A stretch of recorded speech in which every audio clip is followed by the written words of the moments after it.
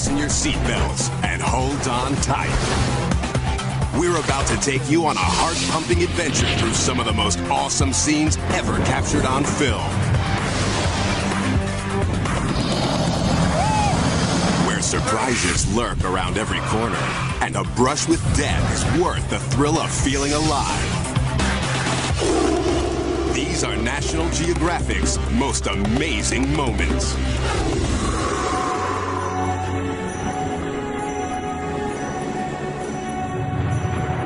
You're in for a wild ride.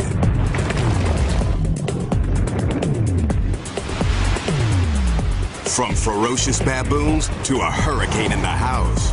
From a mile-high free fall to the jaws of a mighty shark. These incredible scenes will compete for the title of Most Amazing Moment. Coming at you in 5 spine-tingling categories. Unexpected killers. Deadly animal encounters. Don't let go of that head! I'm afraid of that head! Amazing discoveries. Nature's fury. And adventures in the danger zone. All I could think was, I have no business dying here. Experience for yourself our most daring and incredible journeys as we count down our top stories of heart-stopping excitement. In the natural world, predators rule. And prey run for their lives. At the top of the food chain, the big boys have some killer moves. Long-range vision.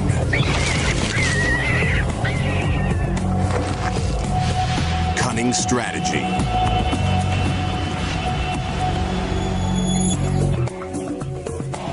Astounding agility.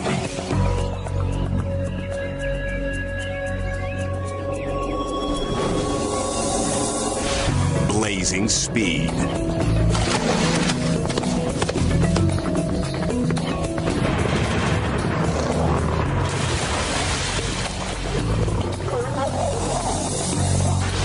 And deadly precision.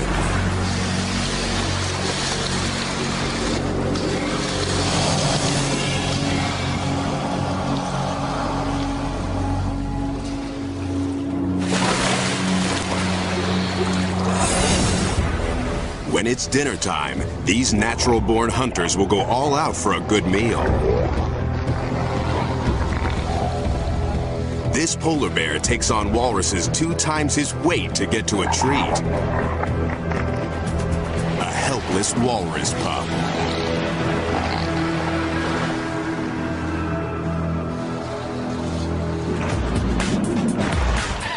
You may think you've seen it all before.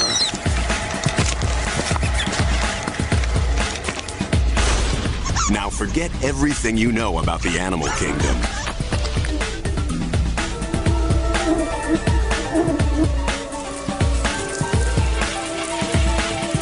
You're about to get a chilling glimpse of unexpected killers.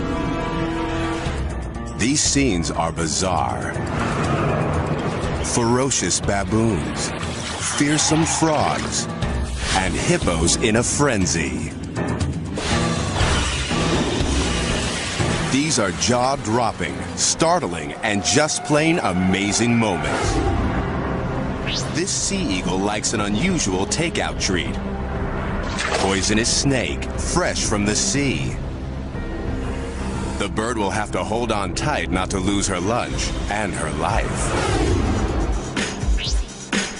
A seal's sunny day at the beach goes haywire when a killer whale springs from the sea to attack.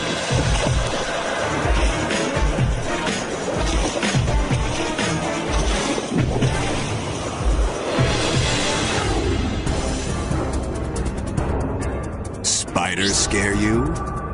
How about one that pounces like a cat?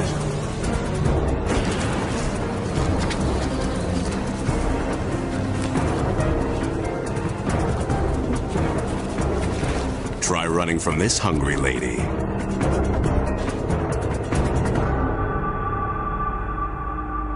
But what's next is even more incredible. In our next amazing moment, a baboon goes hunting for a surprising meal.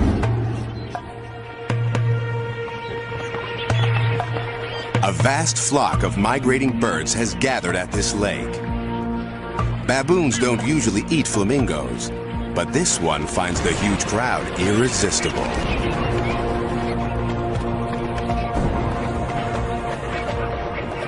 He plunges into the startled mass of birds.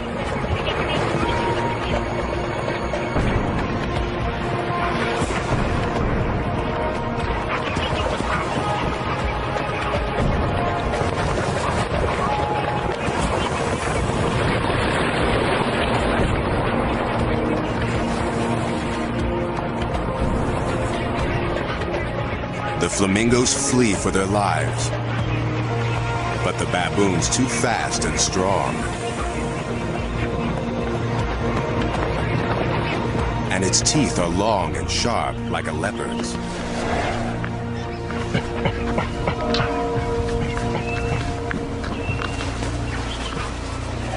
The baboon nails its prey with one bite. The peaceful lake has become a killing ground. A new food's now on the menu. You won't be skinny dipping anytime soon after you check out our next unexpected killer. In this amazing moment, witness the incredible appetite of a voracious horde.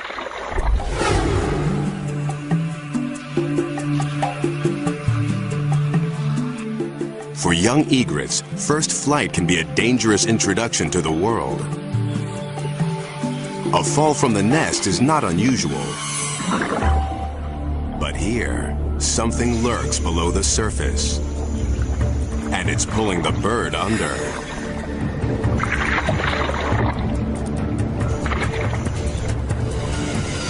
It tries to escape. But it's too late.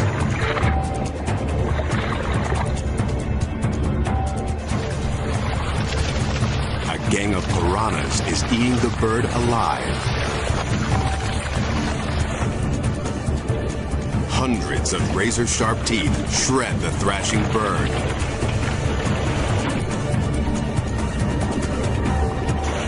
The egret's desperate kicks only fuel their feeding frenzy.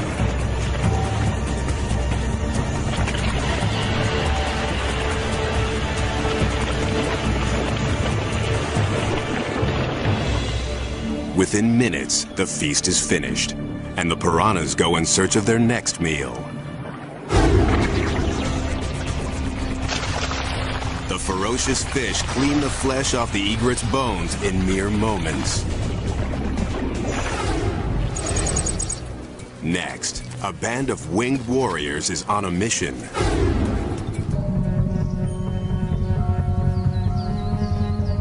Hornets are converging on a hive of European honeybees, a species not native to Japan. Inside the hive is something the hornets want. Larvae, pupae, and honey so sweet it's to die for. These 2-inch-long giant hornets are perfectly designed predators. Their stingers pump out a venom so strong it can dissolve human flesh. The Japanese hornets are outnumbered 1,000 to 1. But the European bees haven't had time to evolve a defense against the hornets' shearing mandibles. The hornet vanguard chomps their way through the front line. The bees defend the hive. But it's quickly clear they are no match for the hornet forces, who take no prisoners. Within minutes, they storm their way in and start shredding their way through the entire hive.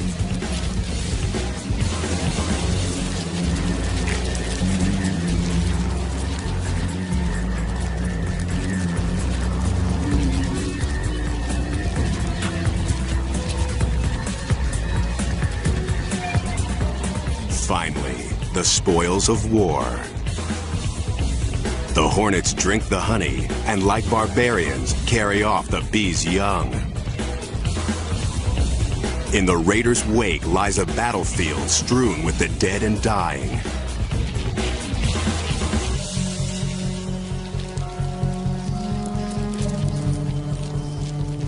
In just 3 hours, 30 hornets have massacred 30,000 bees.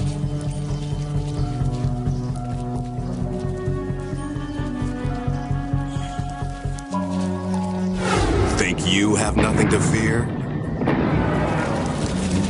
Every year, dozens of people die from a severe reaction to this hornet sting. The Grim Reaper can take unexpected forms. Not all killers inspire fear. Who could be frightened by this little guy? These bullfrogs seem harmless enough, unless you're a tarantula. Or a mouse? Or a bird?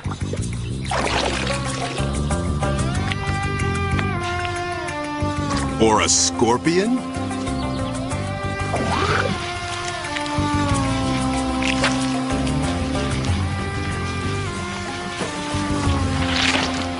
They'll eat anything they can fit in their mouths.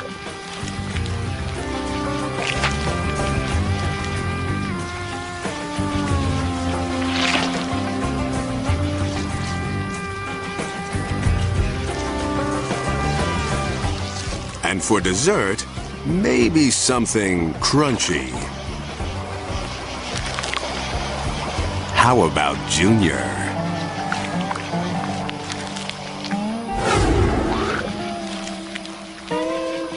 But even the bullfrog can be foiled. In our next amazing moment, he tries out a new food with bizarre results.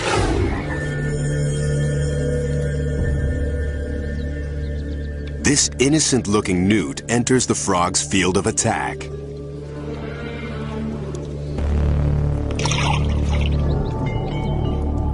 The frog strikes and swallows. The newt looks like a goner, but the battle's not over. The newt's skin contains a deadly poison. Within minutes, the frog is dead.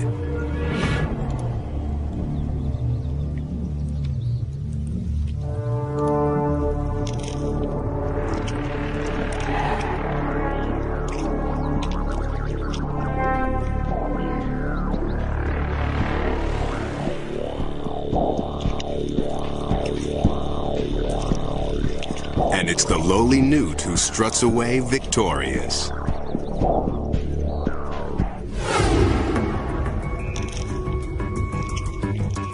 Facing death, the newt secretes bacteria-laden poison to paralyze and kill his would-be predator.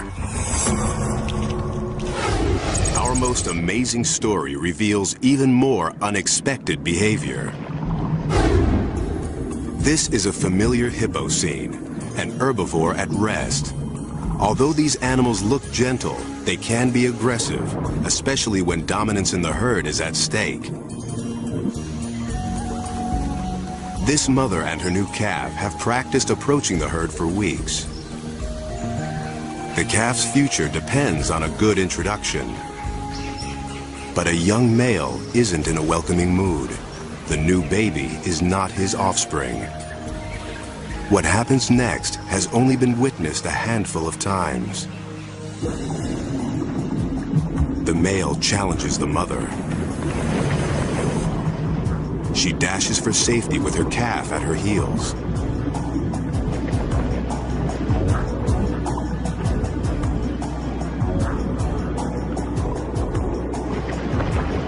But the water gets muddy.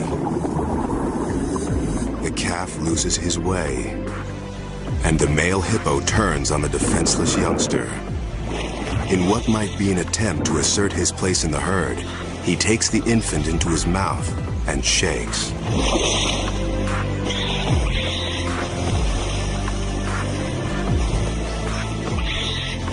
The baby struggles. He doesn't stand a chance.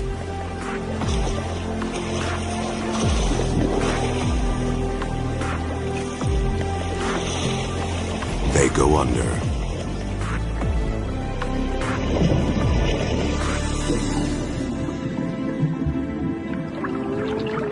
The mother tries to revive him, but he's gone.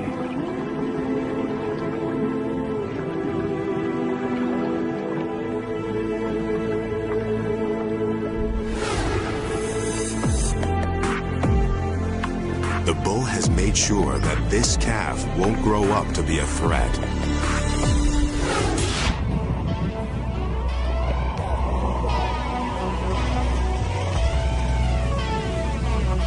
Mother Nature has nasty mood swings.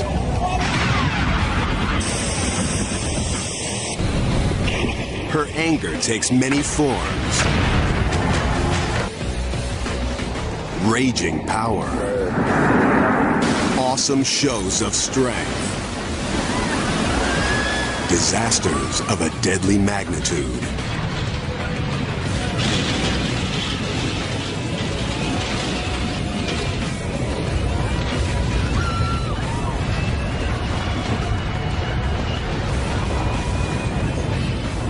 We're no match for Mother Nature.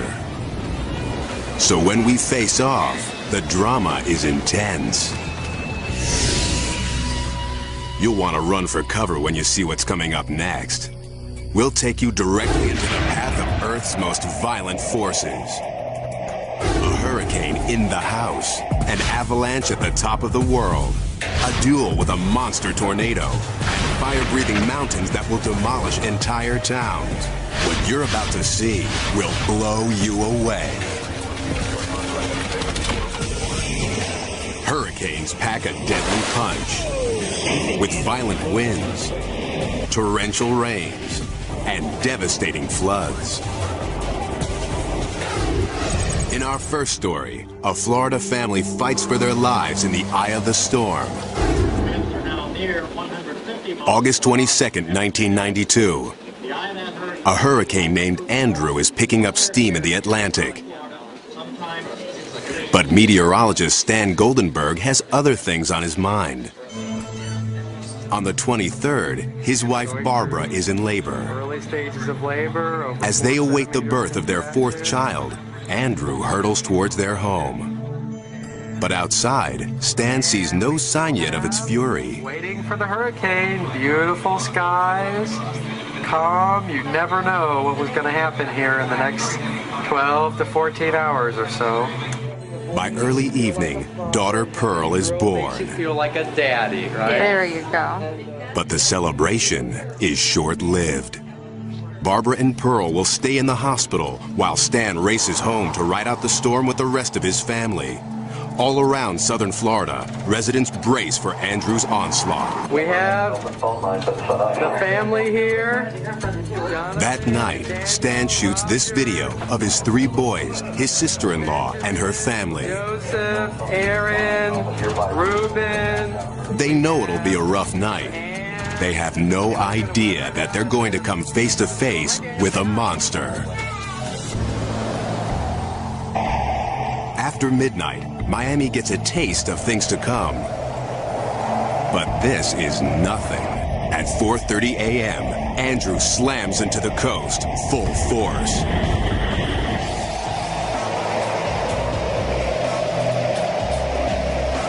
Winds whip at 165 miles an hour. It's a Category 5 hurricane, the most intense there is. In this bad boy's path, nothing and no one are safe. Looks like our TVs are out. Maybe the power is out now for the duration.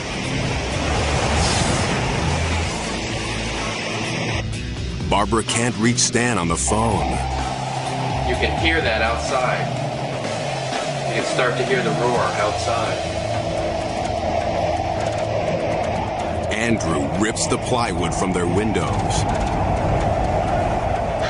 and starts peeling back the roof. Determined to keep his family calm, Stan puts on a brave face. Lord, we just thank you. We ask your protection.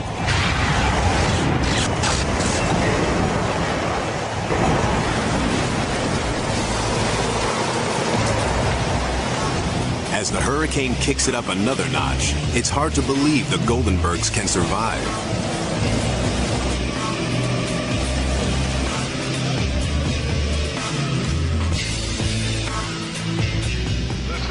believe it's just...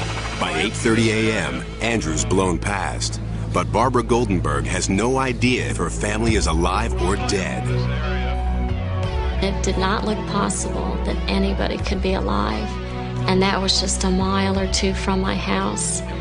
And at that point, I really felt despair.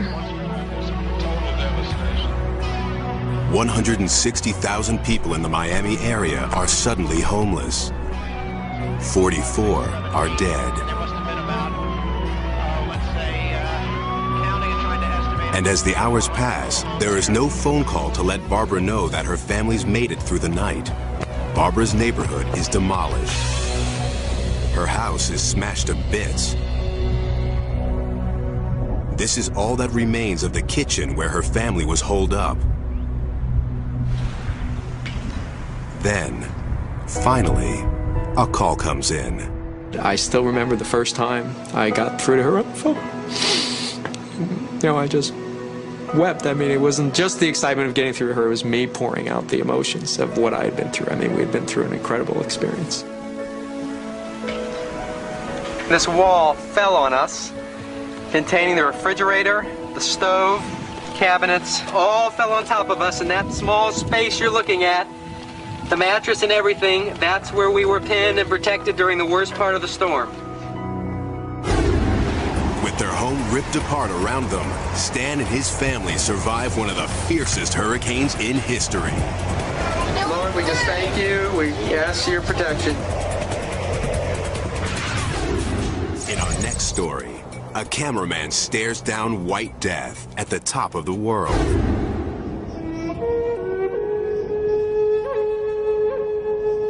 Annapurna may only be the 10th highest peak on Earth, but it's 4 times deadlier than Everest. It kills 1 out of every 5 climbers who tries to conquer it. Its most lethal weapon? The avalanche. Get caught in one of these babies and you'll be smacked down and sucked under at the same time. If you don't die instantly, you could be suffocated to death under feet of snow. Still, fearless climbers return to Annapurna year after year. October 1997. Brothers Jose and Jesus Novas of Spain are out to conquer the mountain.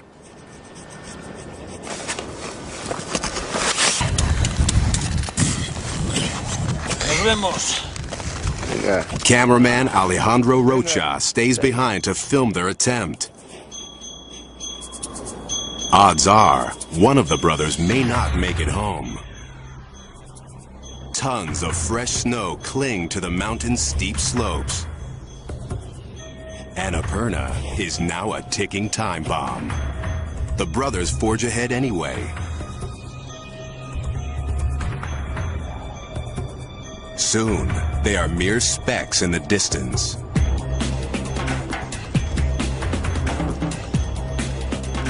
Then, as Alejandro films, his worst fears come true. A colossal torrent of snow and ice crashes over the climbers. Avalanches can reach speeds of 80 miles per hour.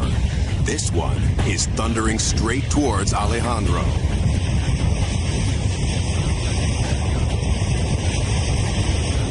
He can't bear to face his killer. He retreats to his tent. This is the face of a man waiting for death.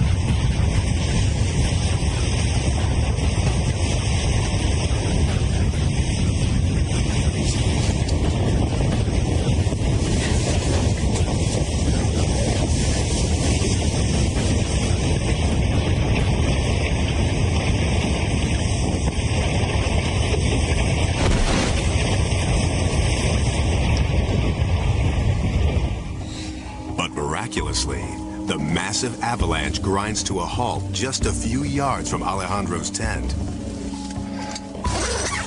His life has been spared. But what about Jose and Jesus?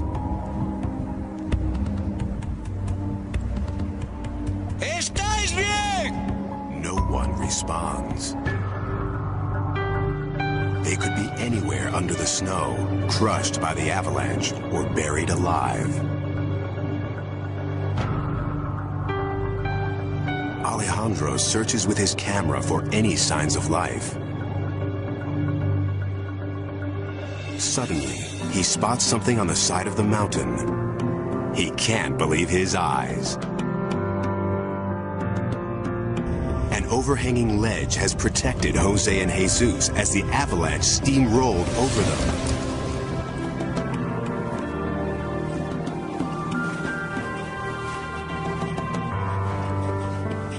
The brothers are thrilled to be alive. Tranquilo. Que se meta debajo de la... Estuvimos debajo de la nieve por lo menos un minuto. Y es lo que puedes ver en la máquina después. ¡Pedazo de luz! ¡Que nos pilló! ¡Casi nos deja secos, tío! With nowhere to run, nowhere to hide, Alejandro and the Novas brothers survive a death blow from the planet's most dangerous peak. Most of us run from nature's fury. Now, a guy who heads straight for it. Springtime in the Plain States is prime time for tornadoes.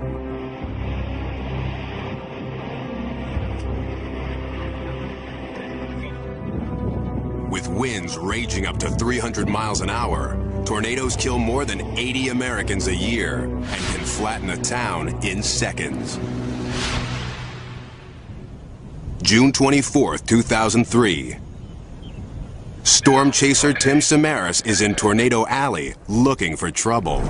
This thing turned into a big gust front. His goal, to place as many scientific probes as possible directly in the path of a giant twister.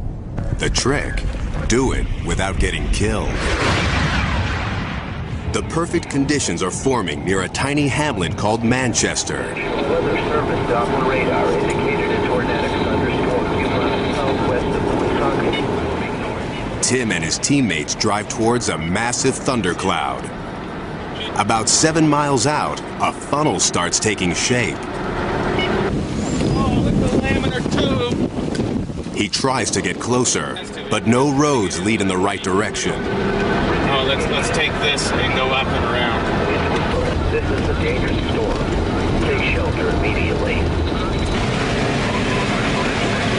I'm gonna wait until I get the right angle. Take cover now.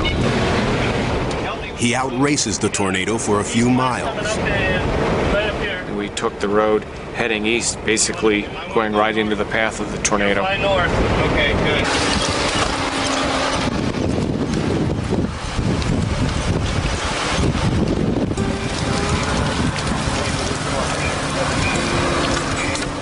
One probe down, 5 to go. Oh, we're gonna get a hit! The chasers estimate it's at least an F4 tornado with winds over 200 miles an hour. A twister this fierce can level a well-built house and turn a mobile home into a missile. That was good, this, I think. Tim's probes will record wind speed, barometric pressure, and other data. If the tornado sweeps directly overhead, the more he deploys, the better the odds.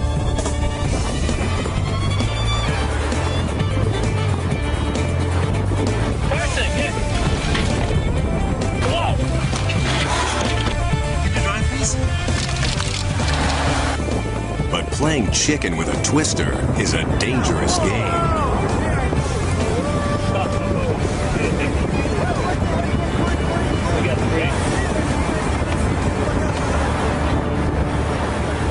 The tornado shreds a nearby farmhouse, a reminder of what 200-mile-an-hour winds can do. Still, Tim is determined to deploy the last of his 6 probes.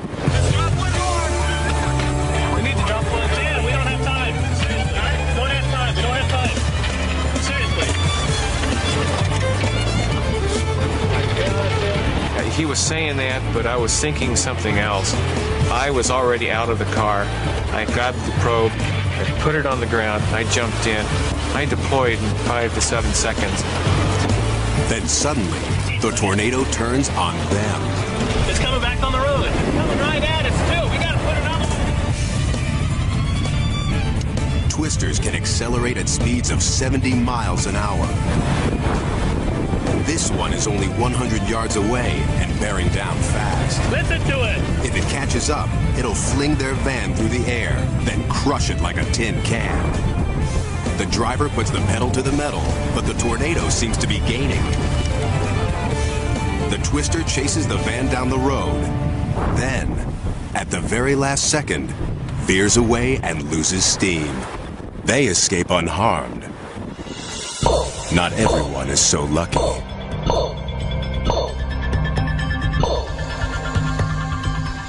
It's only after he downloads the data from his probes that Tim learns how close they came to the belly of the beast and certain death. This is the one at the corner of the house. This is absolutely amazing.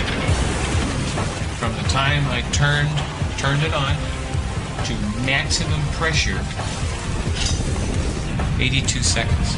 Oh my gosh. 82 seconds. This is all you have. That's all we have. 82 seconds from the tornado's center, but mere moments from its outer clutches.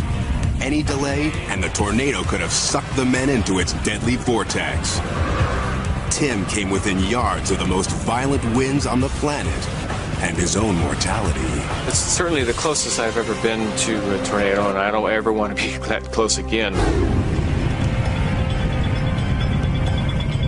But sometimes there's no escape.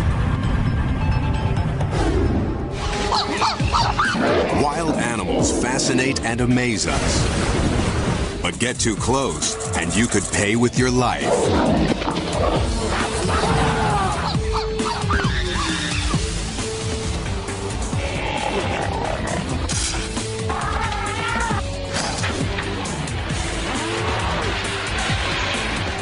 The world's top cameramen can't run scared. Dangerous beasts are part of the job. Oh boy. In Deadly Encounters, we'll share amazing stories of filmmakers who get closer to the kill zone than you would ever dare. But even pros can get too close. To get the shot, these guys will face off with animals they can't even see. Serpents in the jungle. Creatures of the deep. Moments straight out of a horror movie. But these scenes are for real. Ever wonder what it's like to look death in the face?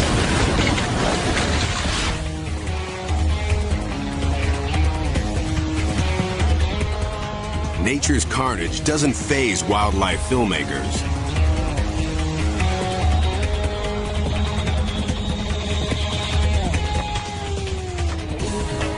Blood and gore are part of the job.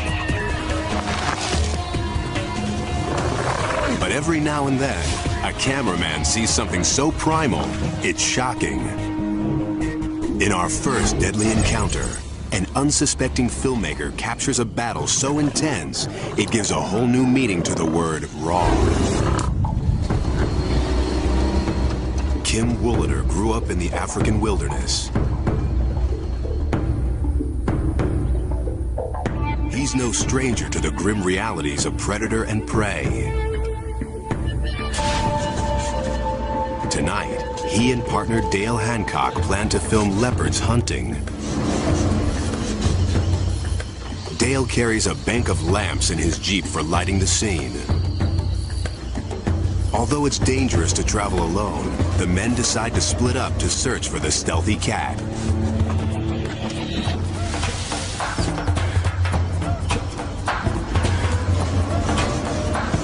If you're not prepared to put up with what nature throws at you, you probably shouldn't be out here. Wooliter thinks he may have found what he's looking for.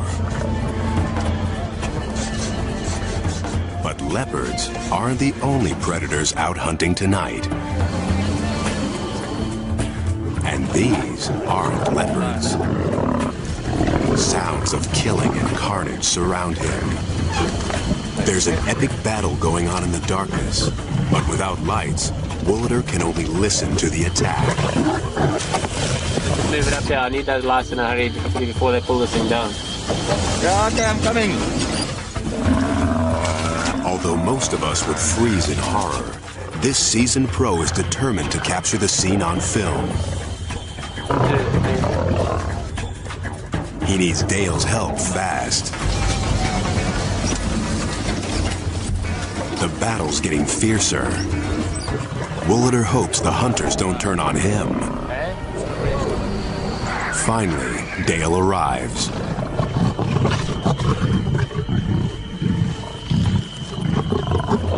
8 mile lines there. Only yards from Woolader's Jeep, an incredible struggle. 8 lions attack an enormous buffalo, but the animal refuses to die.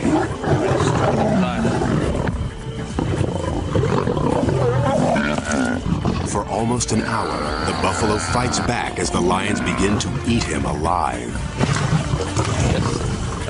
Awestruck, Woolader films while the pack eviscerates the giant beast. They go for the jugular.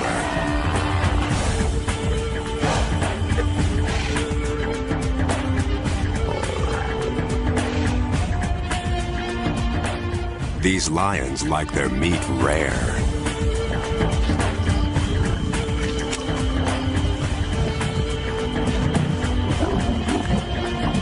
This is pure primal appetite, and Woolader's caught it all on film. This is what it's all about. Hanging in for moments like this. Scary looking lion.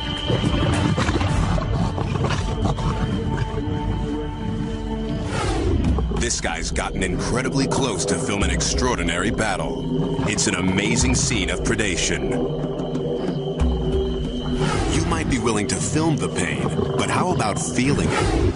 Our next deadly encounter pits man against beast. Okay, I'm worried about this. Herpetologist Brady Barr is about to meet a legendary snake, a giant python that has been stalking a town in northern India. This silent hunter strikes without warning or fear, devouring animals as big as children. So he saw a python actually attack a small cow, a calf, and kill it.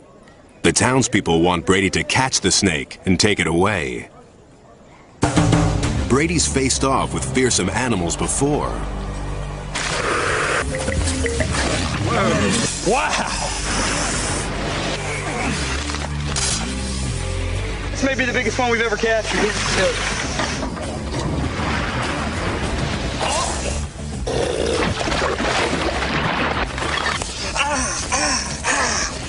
But he usually manages to keep the upper hand. God, I guess he's a little freaked out about being free. Today, he may meet his match. If Brady can find the snake, he'll need to wrestle it into submission before it snares him with its coils. Where could the python be hiding? Being ambushed by a constrictor can be a deadly business. The snake would bite Brady with 4 rows of backward-facing fangs, while its thick, muscular body would squeeze him, stopping the blood flow to the heart in just minutes. Brady's brave, but not stupid. He brings colleague Jerry Martin with him for backup. I've got a huge python. It's the big one. It's the big one. Everybody, wait. Don't come running up. Don't come running up. Okay. It's gigantic. Can you reach it? It's gigantic. It's bigger. No. It's as big as my leg. I'm going to need your help. Stop. I'm trying, guys. Okay. Wait, he's tongue flicking. He sees it. The python sees Brady. The tongue flicks are its way of sizing him up. It can sense if Brady will make a good meal. Don't anybody go any closer. Brady's never tackled a snake this big before. It's as long as a pickup truck and can swallow prey 4 times its width. Brady tells Jerry to grab the head while he goes for the massive tail. I got a bad feeling about this. Okay. You can be sure that either I'll get the head or the head will get me. 2, 3. Go.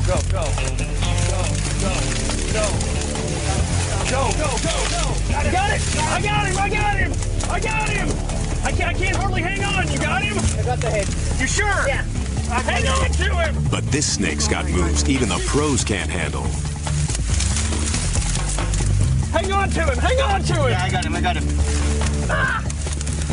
It goes after Jerry first. Oh my gosh! Watch out! Don't let him bite your face! Don't let him bite your face!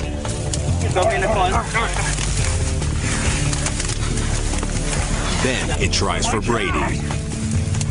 Don't let go of that head! I'm afraid of that head! Okay. All right, man, he's around my neck. The python squeezes Brady's body with a vice-like grip.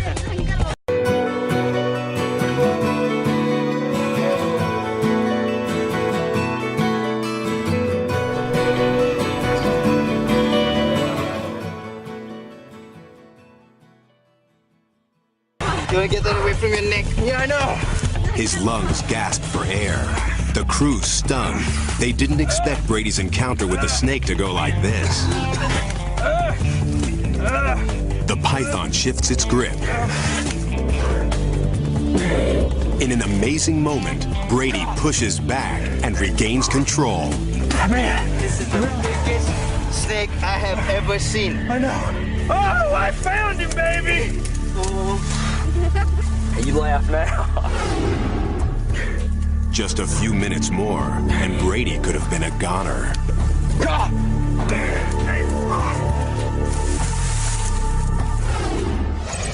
Valerie Taylor tests a shark's biting power, using herself as bait. That's what their teeth do when they get on it. That's the noise you hear. And you really think it's getting into you. With that terrible noise. But it doesn't. Filmmaker Valerie Taylor is about to offer herself up as a meal to a band of hungry blue sharks off the coast of California. Why? She's trying out this chain metal suit. It will weigh her down in the water, but if it works, it will protect her from a shark's powerful bite. With several rows of razor-sharp teeth and jaws that close like a steel trap, the blue shark is one of the few species known to attack humans.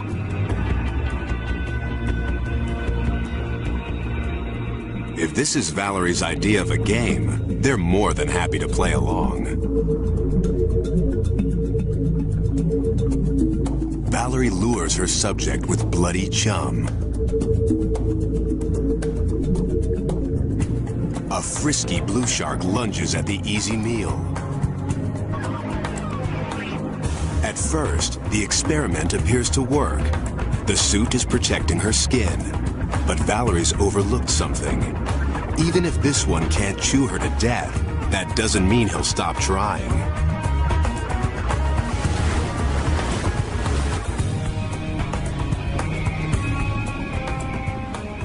Valerie's a rag doll in the jaws of a killer, and the metal suit is weighing her down. I was screaming. All I wanted was someone to punch him off, make him let go. The shark strikes and rips off her metal glove. Then he turns back for more. Valerie makes a dash for the water surface. But I can't hang on to him. All right, don't help me. As she gathers her strength, the crew guards against another attack. Damage your hands already? Yeah, damage my hand, all right. He got the glove off, but he continued. He wouldn't let go. I don't know how bad. The thing that happened was, he got the glove off somehow. He just ripped it off, and this naked hand was in his mouth. So I put that hand in, so that he couldn't crunch down on it. I did it just like that, but you can see why he got the thumb. It was sticking up. Oh, boy. Well, the only way you learn these things, isn't it? Is by trial and error. Yeah. That was an error. An error she won't quickly forget. But Valerie's close call isn't as terrifying as our next deadly encounter. In our most amazing moment, an underwater cameraman fights for his life against an even more dangerous shark.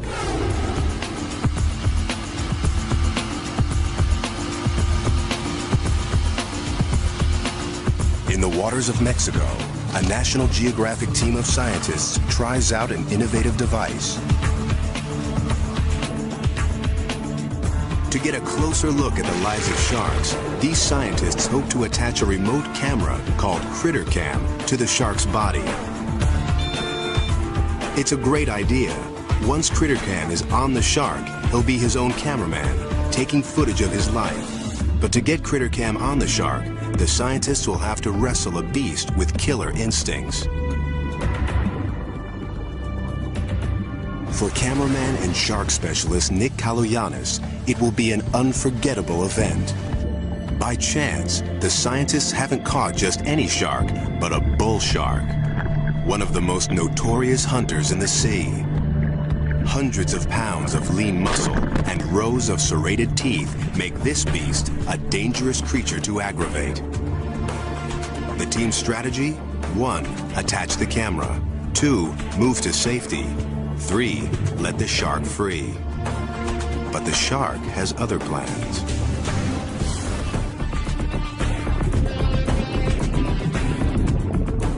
As Nick films, the shark twists left. The restraining line releases, and the animal is free. As the rest of the team scatters, Nick keeps filming. He's confident the shark won't attack unless provoked. But just then, from behind his lens, Nick is surprised to see someone try to hook the animal, but jab it instead.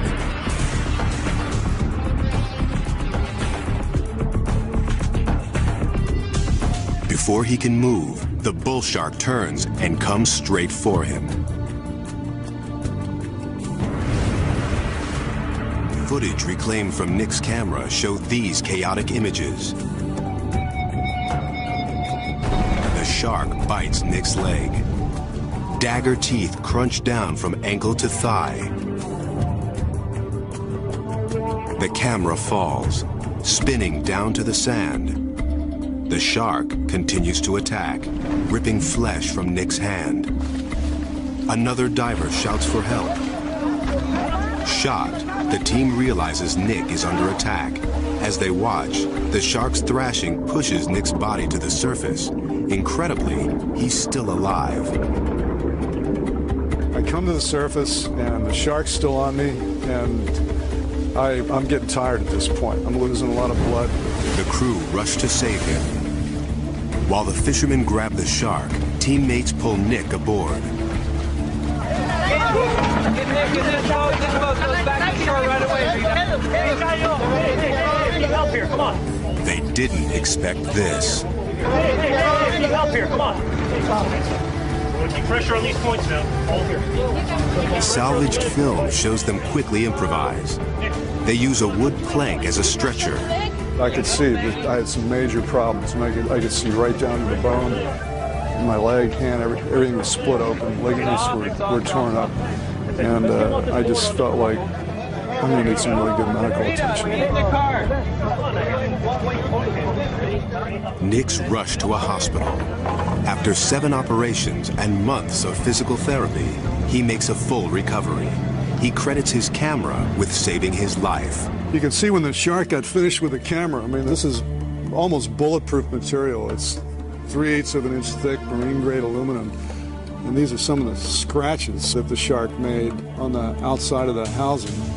Ever since, I have never complained about housings, camera housings being too big. They can't be big enough sometimes. Incredibly, before the year is out, Nick is back in the water, filming sharks. He says he's more wary of human mistakes than an animal he knows and respects. I have no inordinate fears of sharks. I just have much greater caution to my fellow humans. This shark was provoked, plain and simple.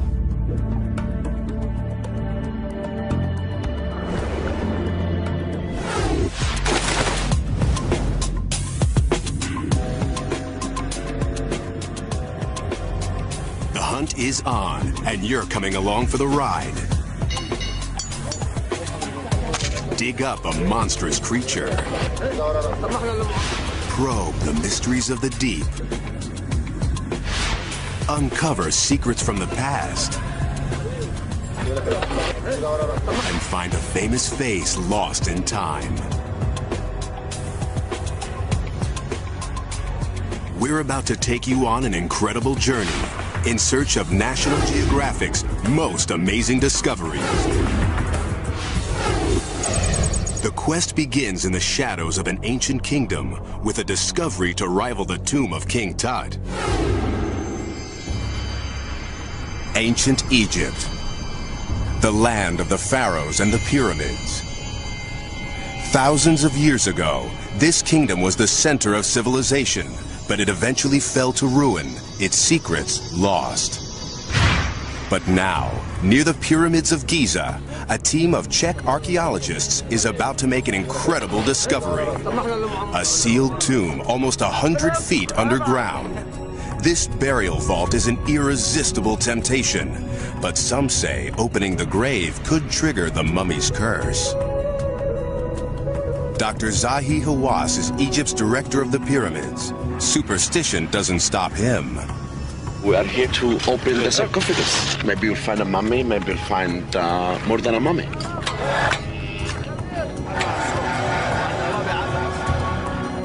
But whoever lies here doesn't want visitors. As sand is cleared from the shaft, the dry clay walls crumble. They could collapse at any moment. There's already been one cave-in. Could it be the curse is coming true? As the grave's outer cover slides back, the lights flicker ominously. Frightened, workers flee. But Zahi won't stop now. Who knows what this tomb could contain? A giant stone sarcophagus covers the body.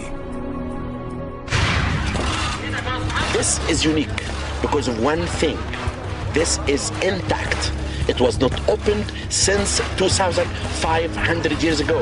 It happens very rare in our history. Zahi's just dying to look inside.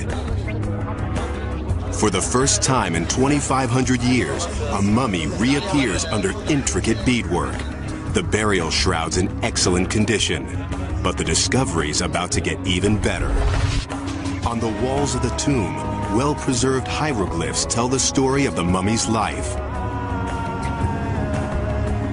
His name was Yufa, and he was a powerful man, a priest and palace administrator in the waning days of Egypt's glory.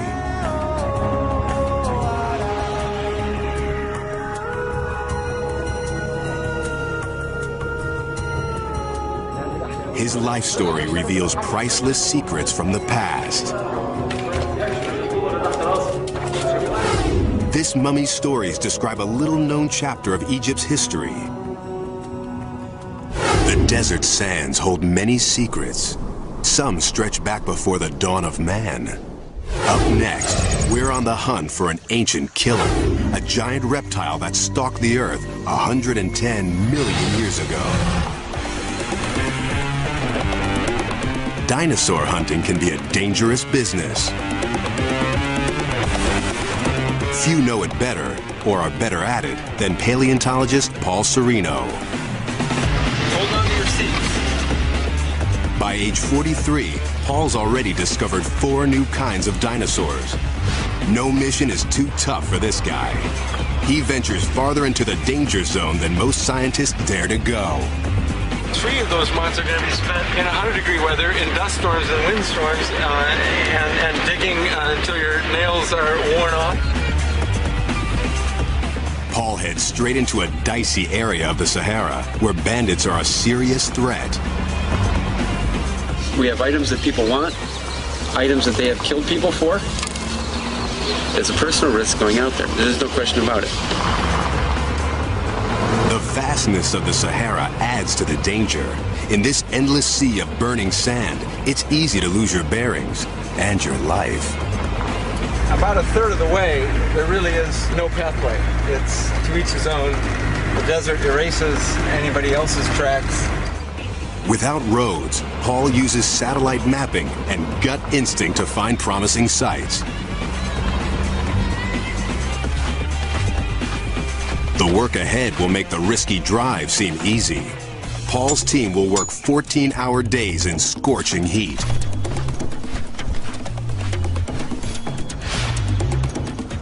If If you come walking out of here in 2.5 months and you say that is not the hardest thing that I have done in my life, mentally and physically, then you haven't tried hard enough. Digging up a bone in the desert can be like finding a needle in a haystack, but it's not long before Paul hits pay dirt. He's unearthed an ancient graveyard and an extraordinary skeleton. We have just found a skull that really is about the biggest I've ever seen. Man, it's mammoth. Lying down next to it gives you some idea of the size. The skull is just a little bit bigger than me, so it's close to 6 feet long. Oh my gosh. Paul's discovered an amazing creature, the gigantic ancestor of modern-day crocs. Even the most fearsome crocodile walking the earth today is tiny compared to this monstrous beast.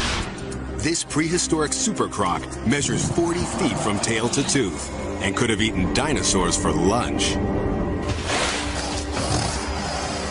Paul's thrilled by the monster he's uncovered. Working with bone casts, a sculptor brings it back to life. Oh my gosh.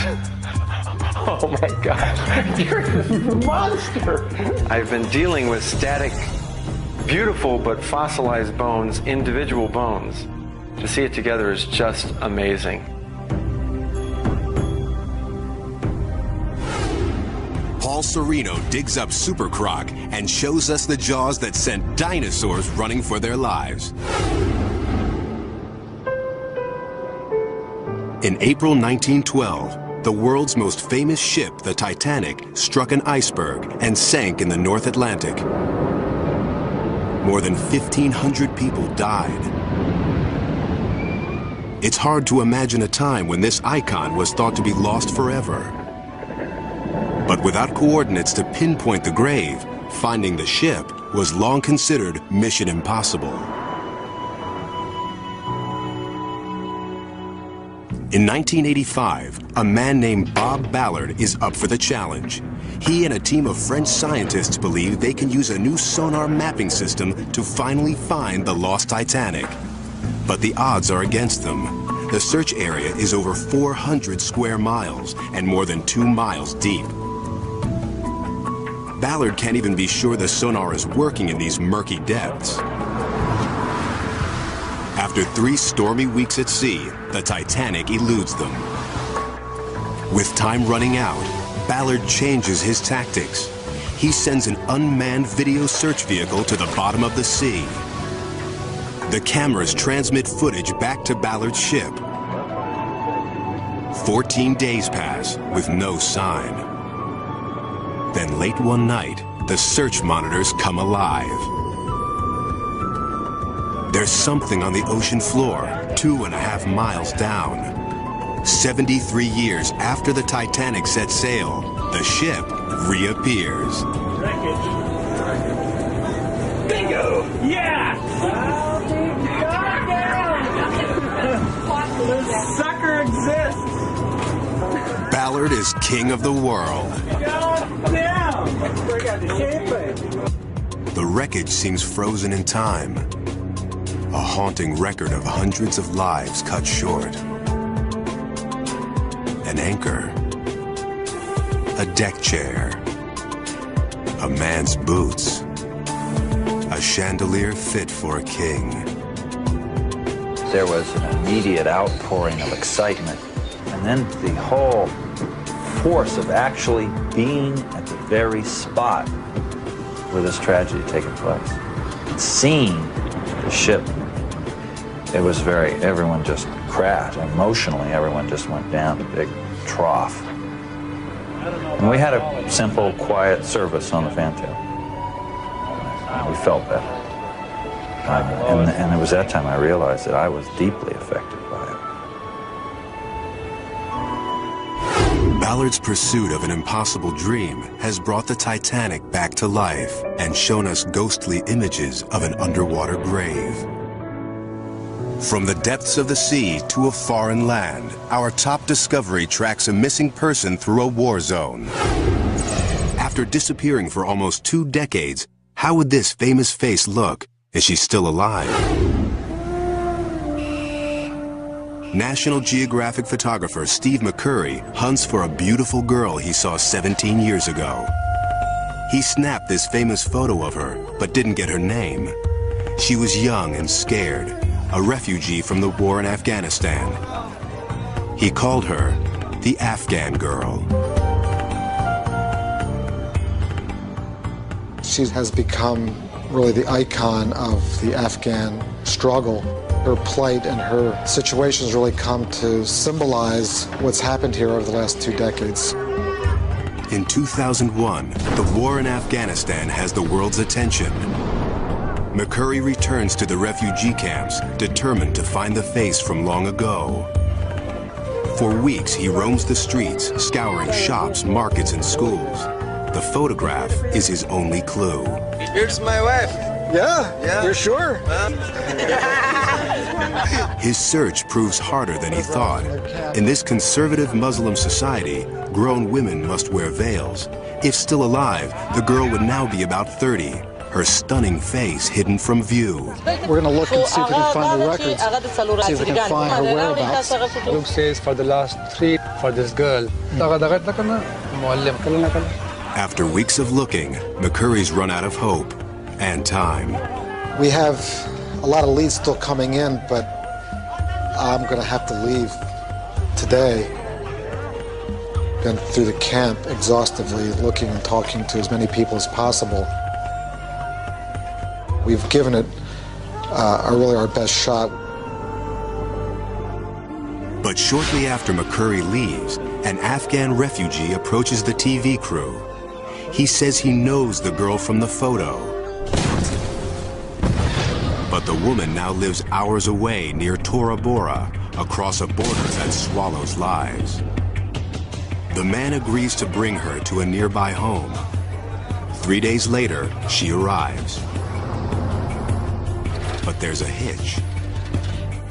Local custom dictates only a woman may enter inside. Do that and then we'll eagerly await. Associate producer Carrie Regan goes forward, alone. I remember walking to this back room, and there were women sitting around the floor, and they gestured to this figure in the back corner, and she looked up, and I saw these gleaming bright eyes. And for the first time, I thought, you know, we might just have something here. We might just have the Afghan girl. There's one way to know for sure. A new technology called iris mapping. Carrie snaps a photo, which is rushed to a lab in the States. There, experts compare the eyes of the woman with those of the girl. The colored part of the eye is called the iris. The computer maps its subtle pattern. It's as distinctive as a fingerprint. And these two sets match. The Afghan girl now has a name, Sharbat Gula. For years, she's lived in poverty in Afghanistan's countryside, oblivious to her fame around the world. McCurry races back, hoping to photograph Sharbat once again. But one obstacle still remains. Sharbat's a conservative Muslim, now married with 3 children. Will she be willing to drop her veil? It's hard for Sharbat to understand that she's an icon to the outside world. McCurry talks with her and her husband, explaining that this will bring attention to the plight of the Afghan people. Reluctantly, she agrees to the request. As he sets up the shot, Sharbat drops her veil.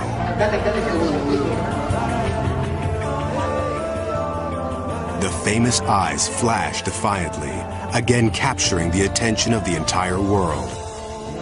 Sharbat's face reveals the sorrow of war, but for McCurry, it sends a message of both courage and hope.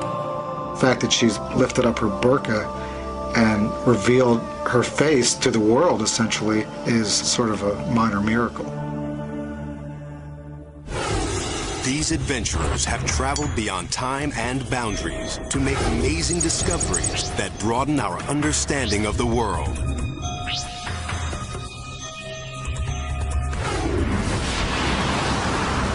Danger comes in many forms. Daring adventure, deadly professions, heroic assignments.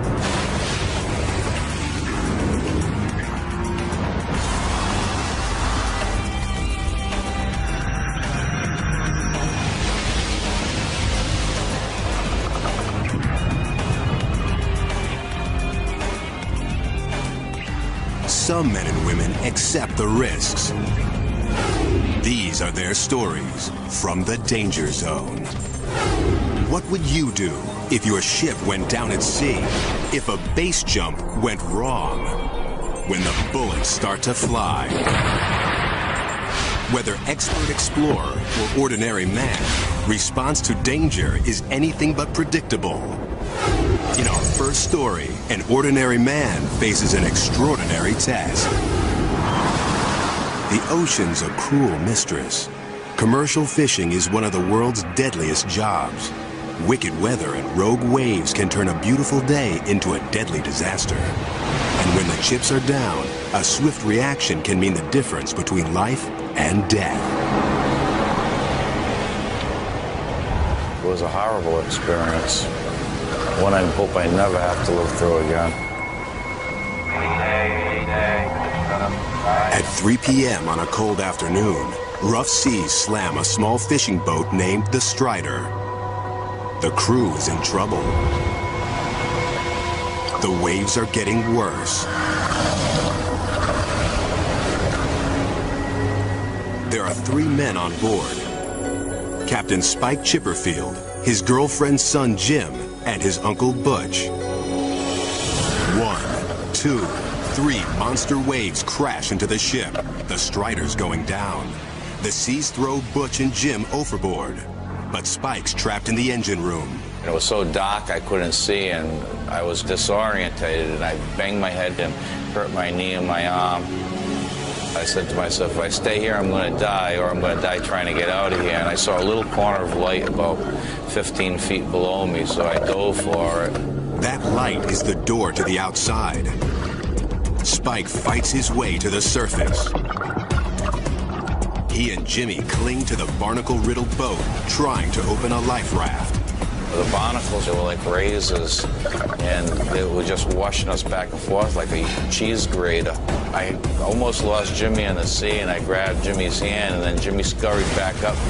The raft pops open. Spike and Jimmy get on board. And when we turned for my uncle, he was about 15 or 20 feet away, but he was already face down in the water dead, you know. So horrific, so devastating. Spike's lost one loved one. He'll have to fight not to lose young Jimmy. He's only 15 years old. These cold seas will cause hypothermia, and Spike's blood could draw sharks. Hundreds of fishermen are lost at sea each year, but Spike won't give up. Just then, a helicopter appears. The Coast Guards heard their Mayday call. A camera on the craft captures an incredible shot of a man and a boy struggling to beat the odds. But the danger's not over. The helicopter's rotors generate hurricane-force winds. They could actually blow you right off that raft. If the pilots aren't careful, the sea will become an angry whirlpool, tipping the raft and drowning the men. The helicopter backs away and drops a rescue swimmer in the angry seas. They're streaked with boat fuel and blood. His life is just as much danger as mine when he's in that water. I mean, anything could happen. Spike puts Jimmy's life ahead of his own. Although he's badly injured, he tells the swimmer to take the boy first.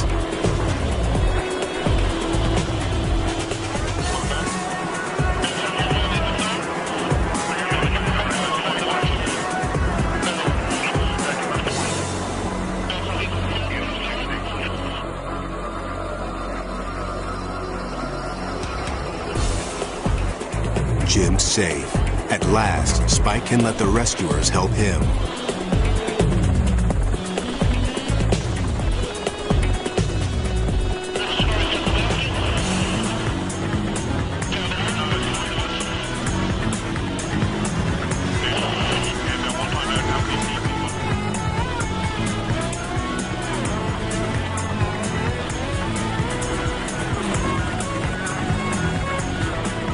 Spike can't believe the ordeal is over. I mean, it's just, I haven't really found the word to describe that feeling.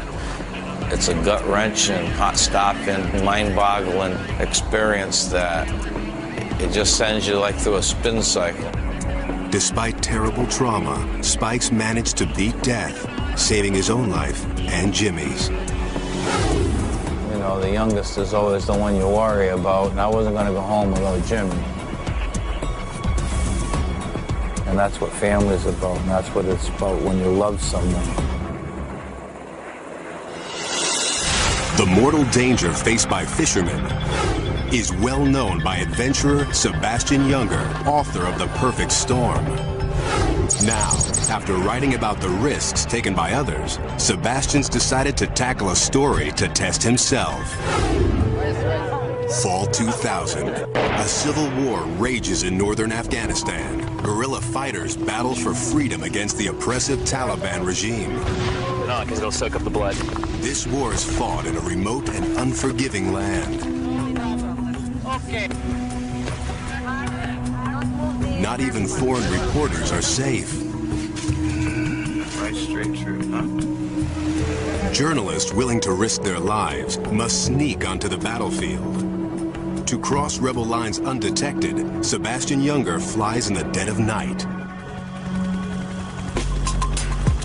Sebastian's determined to report on the men trying to topple the Taliban, but that's only part of his mission. He's seeking out danger as a personal test. I wanted to know how I was going to do. Okay, once I come out of this, I really can call myself a journalist. To succeed, Sebastian must do more than write about the victims of a vicious war. He must go to where these men were wounded and document the horror of the front lines.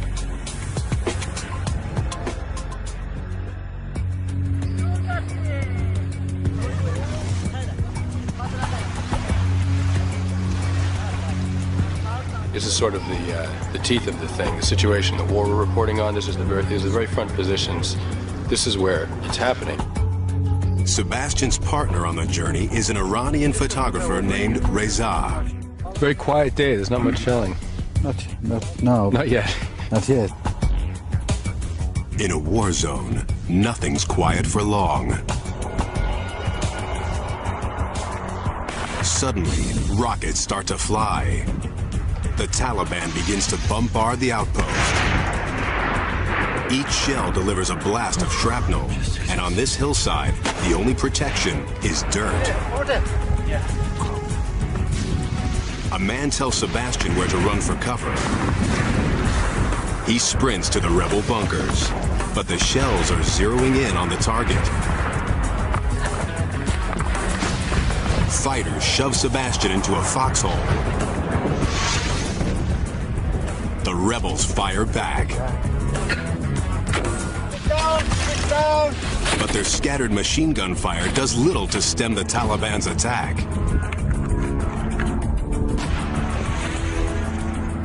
The shells keep coming. Sebastian hits the dirt. I suddenly realized in that moment that I'd never been scared before. I'd never really been scared before. This was fear, and it was just blindingly terrifying. This rocket misses. Went over us. Went past us at the other side. But another one can't be far off.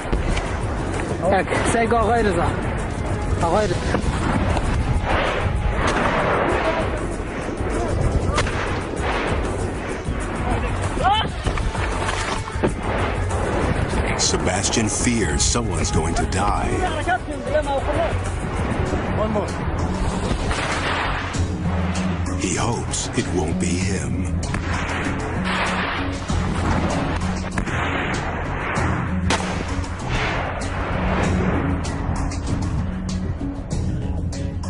I realized, sort of cowering in this trench, the idea of testing yourself is an idea that you have when you're back home. That's an idea you have in your own living room. All I could think on that hilltop was, I have no business dying here. Sebastian's not the only one worried for his safety. These rebel fighters don't need a dead American on their hands. A commander orders him off the hill. He said get off the hill.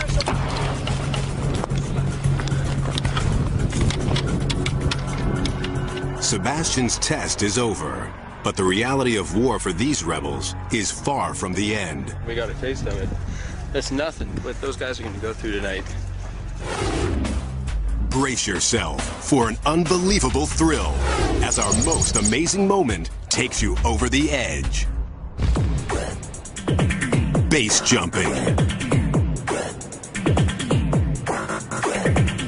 An adrenaline-pumping plunge into the space between life and death,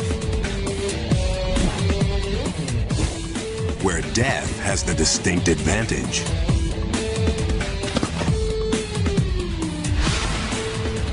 Australian Nick Federis thrives on that kind of danger.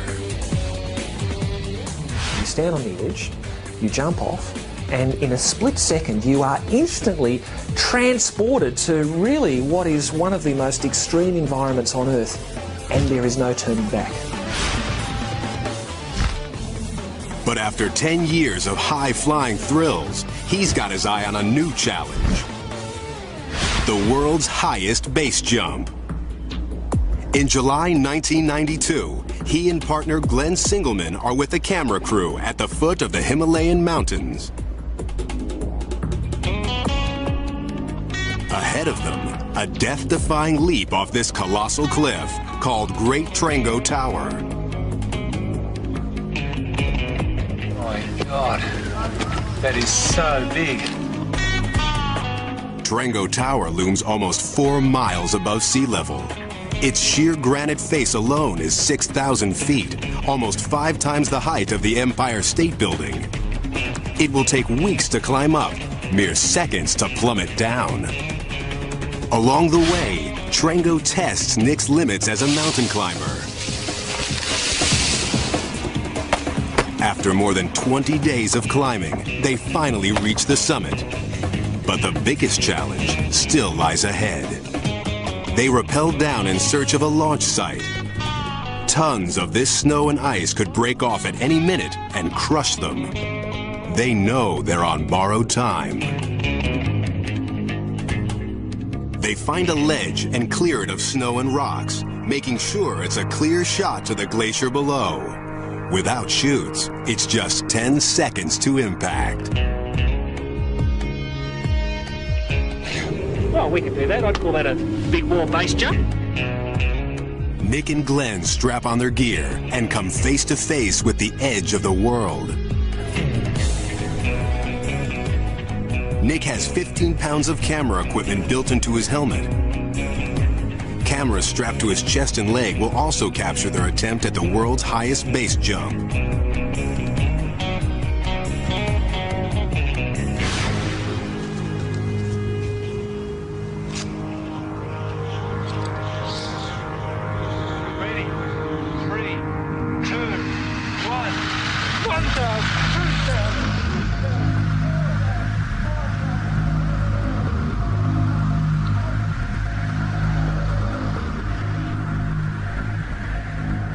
Something's wrong.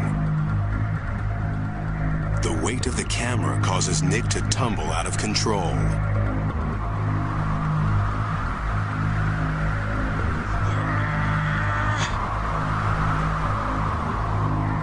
His body needs to be flat and level. Otherwise, even if he deploys his chute, it won't inflate. He is 4 seconds from impact, traveling at 180 miles an hour. It's his last chance.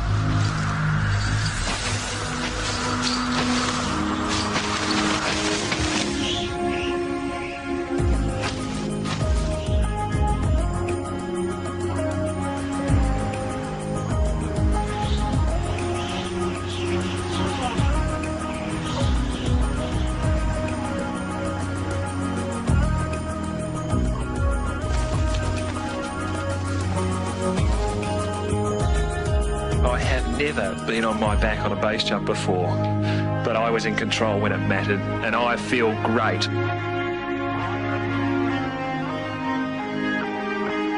All I could think is that life is sweet, so sweet.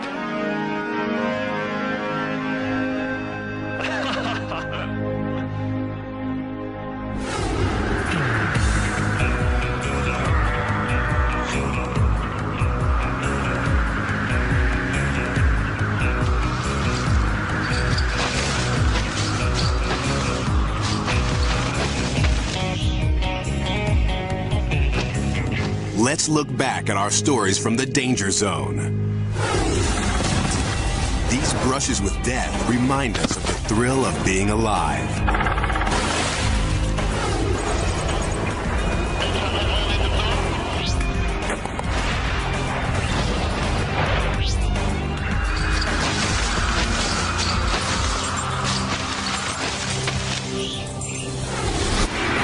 You've just lived through National Geographic's most amazing moments.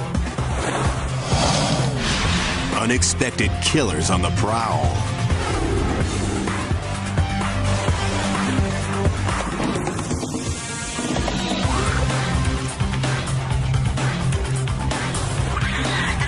Fighting for life against the planet's most dangerous forces.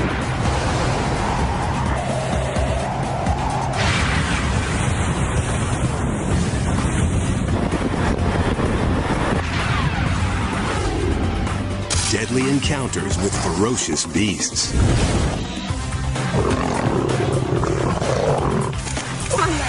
Get him off that dude. God! The quest for awesome discoveries.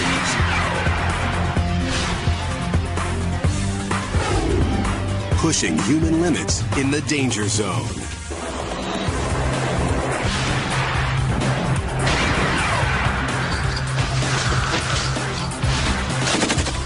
Truly amazing.